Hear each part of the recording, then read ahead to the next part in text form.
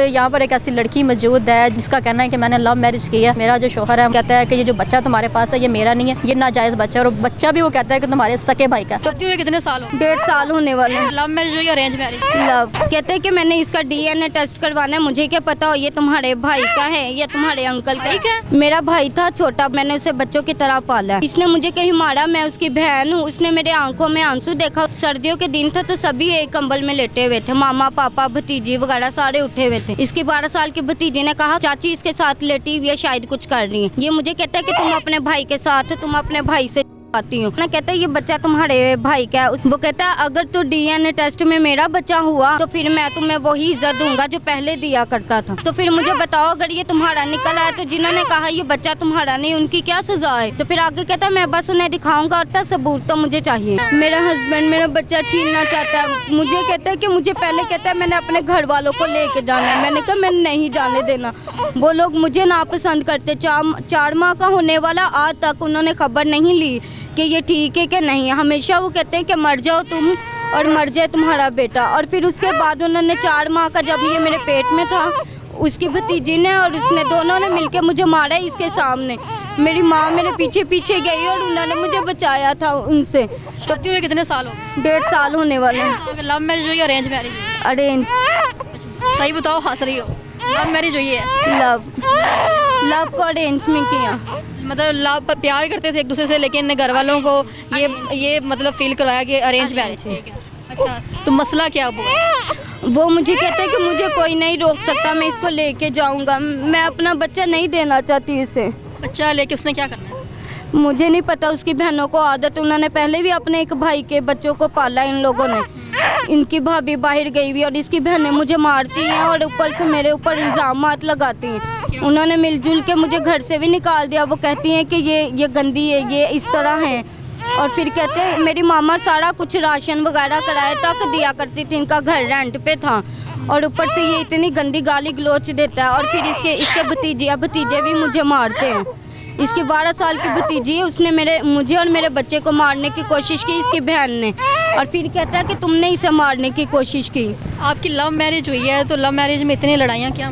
क्योंकि इसके घर वाले मुझे नापसंद करते हैं। नापसंद करते हैं। लव मैरिज जब आप लोगों ने की, पसंद आपकी तरफ से थी या उसकी तरफ से? दोनों की तरफ से। दोनों की तरफ से बराबर थी जी। उसके घर वालों ने मना किया था कि ये लड़की हमें पसंद नहीं करती, ये उन्होंने कहा। उसने फिर भी शादी की? फिर भी की। तो फिर जब वो आपसे प्यार करता है तो वो घर वालों की क्यों मानता है?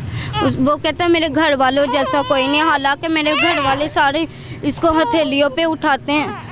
फिर भी ये कहता है इसके घर वाले 1 रुपया भी कम होता था ना किसी बिल या राशन में से तो वो देते नहीं थे। तो मेरे घर वाले सब कुछ दिया करते थे। फिर भी कहता है कि वो अच्छे नहीं हैं। तो ये अब क्या कहता है बच्चे के बारे में जो मैं कह रहा हूँ टेस्ट करवाना है? कहते हैं कि मैंने इसका DNA टेस्ट करवाना है, मुझे क्या पता हो ये तुम्हारे भाई का है या तुम्हारे अंकल का है।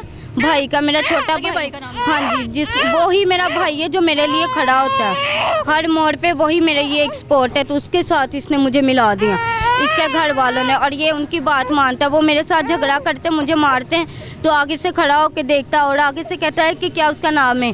वो करते हैं, मैं तो नहीं करता। तो मेरे लिए किसने खड़ा होना है? जब मैं ये आवाज़ उठाती हूँ तो फिर मुझे गाली गलोच देता है और मेरे माँ बाप को भी गाली गलोच देता है और फिर मुझे मारता है। जब वो आपको ये बात करता है कि बच्चा नाजायज़ है, मैंने DNA टेस्ट करवाना है, तो फिर वो बच्चा आपसे लेना क्यों चाहता है? वो कहता है अगर तो DNA टेस्ट में मेरा बच्चा हुआ तो फिर मैं तुम्हें वही इज्जत दूंगा जो पहले दिया करता था। फिर मेरे घर वाले झूठे होंगे। फिर मैंने उससे कहा कि अगर इस तरह है तो फिर मुझे बताओ अगर ये तुम्हारा निकल आया तो जिन्होंने कहा ये बच्चा तुम्हारा नहीं उनकी क्या सजा है? तो फिर आगे कहता मैं बस उन्हें दिखाऊंगा और तुम्हारी इज्जत मेरे लिए बहाल हो जाएगी। तो मैंने कहा मैं खुद को और अपने बच्चे को दुनिया की नज़रों में, सबकी नज़रों में मार दूं, अपने आप को तुम्हें नंगा कर दूं। तो फिर आगे से कहता सबूत तो मुझे चाहिए। सबूत चाहिए? तो ये सबूत मांगता क्यों है? यहाँ तक ये नौबत आई क्यों?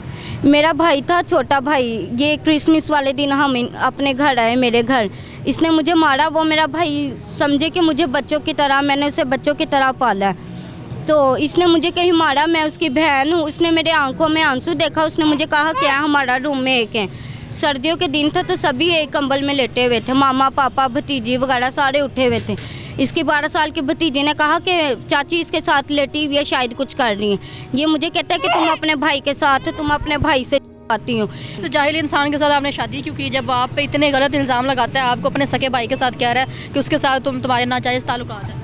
ये वो कहता है ना, कहता है ये बच्चा तुम्हारे भाई का है, उसके बहन भाई भी कहते हैं ये बच्चा तुम्हारे भाई का है। फिर उसके बाद मैंने कहा अगर तुम्हें ये लगता है तो खुदा गवाह है, तो कहता है मुझे डीएनए टेस्ट चाहिए। मैंने कहा अगर चाहिए तो तुम करवा लो। सारी बात सब अब डीएनए टेस्ट पर रुकी हुई है। वो कहता है कि डीएनए टेस्ट करवाना है, अगर तो डीएनए टेस्ट में मेरा बच्चा आया तो फिर मैं तुम्हें वही इज्जत दूंगा जो मिलती है। और मैं अपने अभी भागी क्यों थी, भागी क्यों जा रही थी, वजह वो मुझे कहता है कि अभी मेरा बच्चा 4 माह का नहीं हुआ पूरा और वो ठीक नहीं है। इसने जब दिल चाहा मुझे मार के और चला जाता अपने घर वालों के पास, पूछता नहीं है मुझे। और उसके अलावा क्या करते हैं, जब मुझे मारता है वहाँ चला जाता है और मैं अगर जब फ़ोन करूँ मैं करूँ, अगर करता है 2-4 दिन गुजारता है फिर चला जाता है। और फिर मेरे पापा ने कहा कि ये सही नहीं है, इस तरह हम लोग क्या कोठा हमने खोला हुआ, ये आता है और चला जाता है। किधर? अपने माँ बाप के घर? अपने माँ बाप के घर नहीं रहती? इसके घर वालों ने मुझे निकाल दिया हुआ है। कितनी देर से?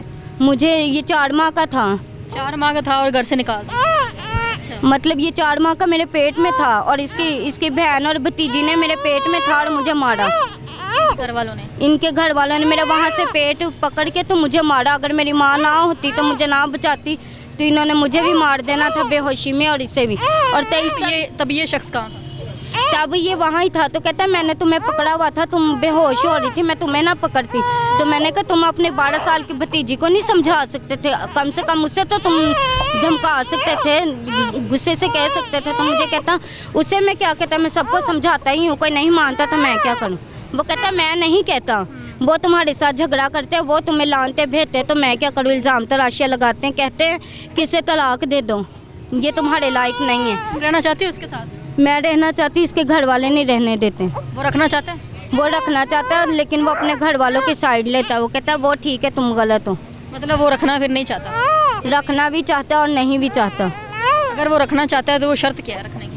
वो कहता है कि अगर तुमने मेरे साथ रहना है ना तो मैं रेंट पे घर लेता हूँ, जो कुछ तुम्हारे माँ बाप ने दिया वो सब कुछ लेके आओ। दिया माँ बाप ने? दिया, मेरे घर वालों ने 3 मरले मुझे जगह दी है और फिर उसके अलावा सोने का सेट मुझे डाला है और फिर मुझे सामान कुछ दिया ज़रूरत का। कहता वो लेके आओ। और मेरी 1 लाख से ऊपर मेरी पेटी सेट हैं और कहता सारा कुछ लो। मैंने कहा जब तुम कहते इनसे राब्ता नहीं रखना तो फिर मैं उनकी चीज़ें भी नहीं लेती। कहता नहीं वो हमारी है तो वो लो।